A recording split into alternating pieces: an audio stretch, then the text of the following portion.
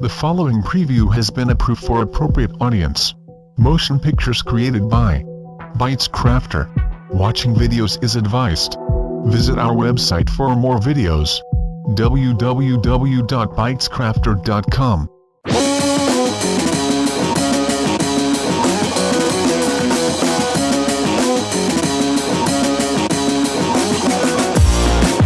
Hello guys, today we will unbox the Cruiser Advance. I bought from PCExpress, but I entitled the video as Lazada unboxing because you can find the product on Lazada. And hope you will have fun unboxing with me.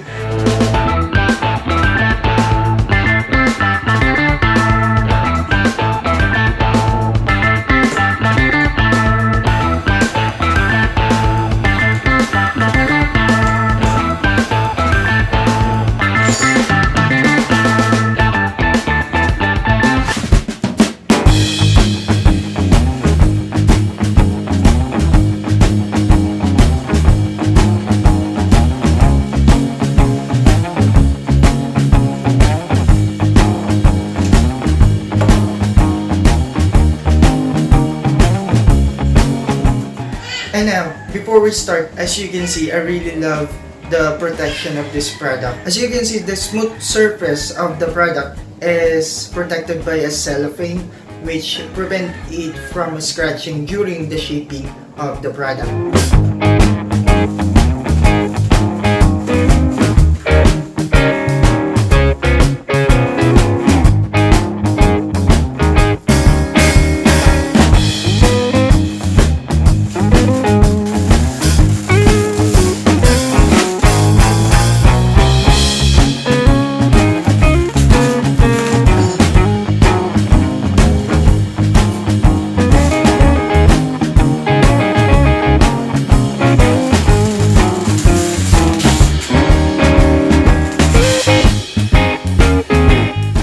The reason that I choose this PC case is that it has something that jet fighter design.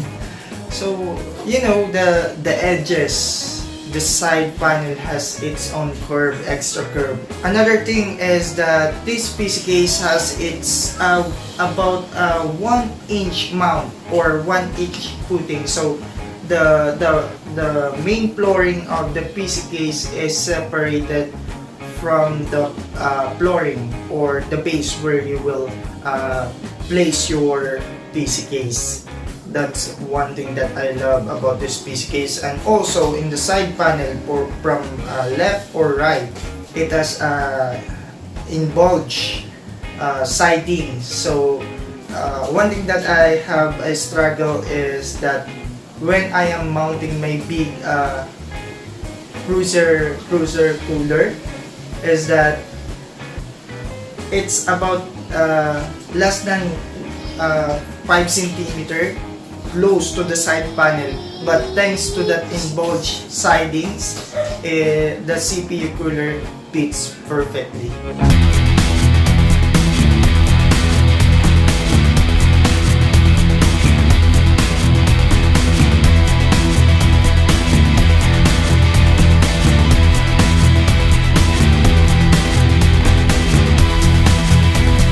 Another thing about this product is that this PC case has its own card reader, so you can insert memory card, adapter, and micro SD card on it. Also, it has a DVD drive slot, which is, I think it is not recommended as of today's requirement because you can install operating system without a DVD drive or a CD drive. You can just install using a USB.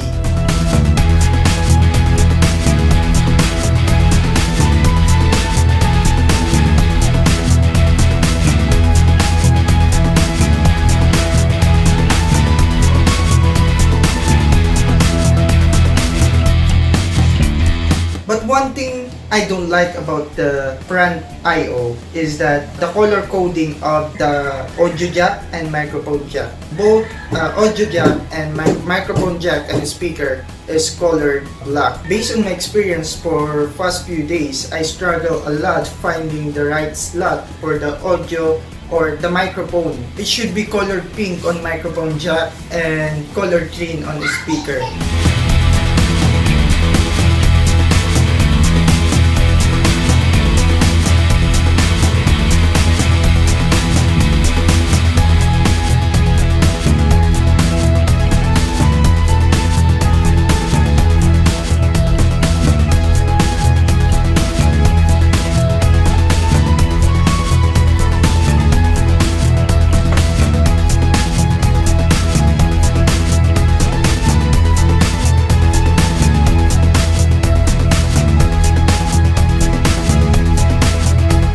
From inside, you can find the manual of the PC case, a simple manual, a 2-page manual back to back, and also you can find all the screws for another fan, and a screw for the motherboard, and a screw for HDD or an SSD to be mounted at the side of the PC case.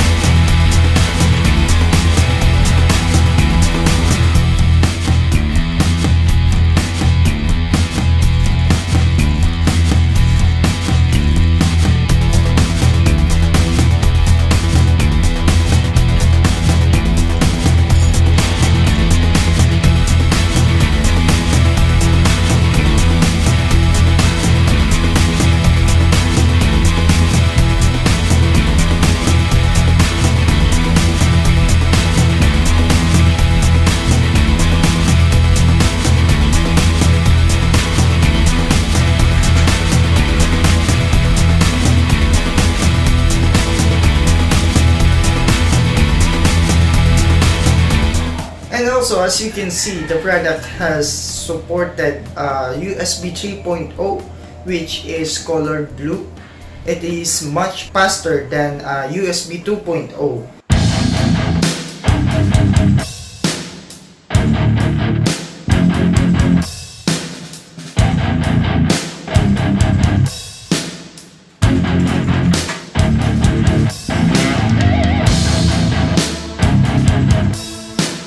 On the wiring of the PC case, you can find an extra, maybe not familiar wiring or socket.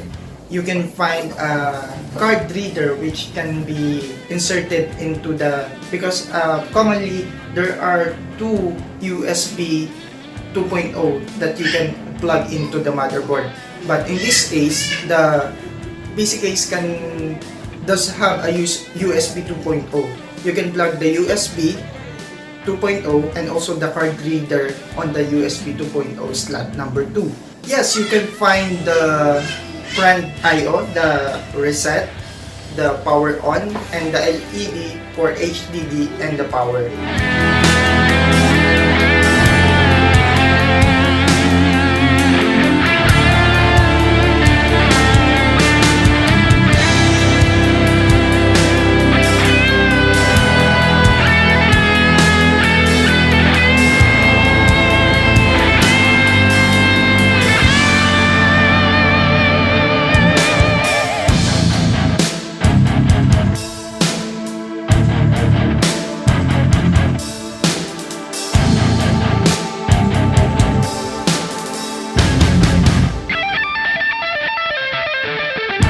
As you can see, I forgot to include the video, or I didn't have the footage for the installing of the PSU, the motherboard, the SD, or the HDD and other components inside the PC case.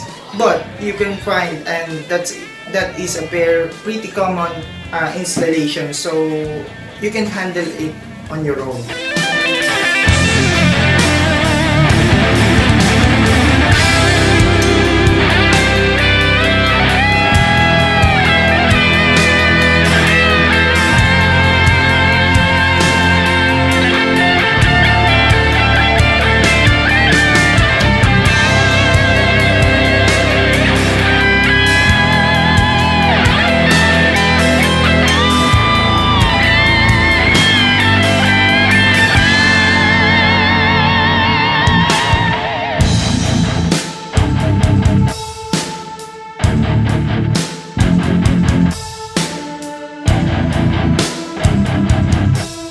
also, if you're kind of a guy who wants to showcase the inner components of the computer, it is not recommended for you, because as you can see, the plastic in the center or the side panel of the PC case is dark, and you can barely see the inside component of the PC case.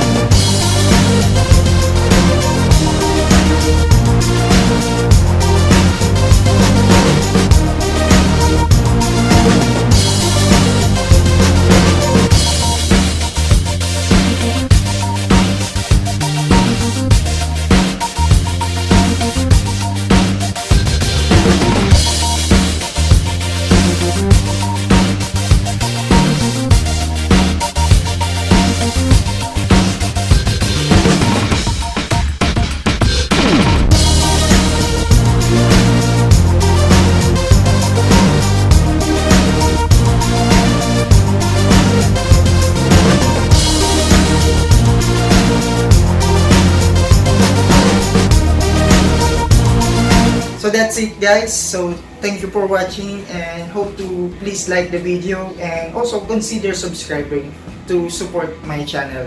We will unbox more computer related products and also for gadgets. Thank you for watching. If you like this video, click subscribe. More to come. Click here to play this video.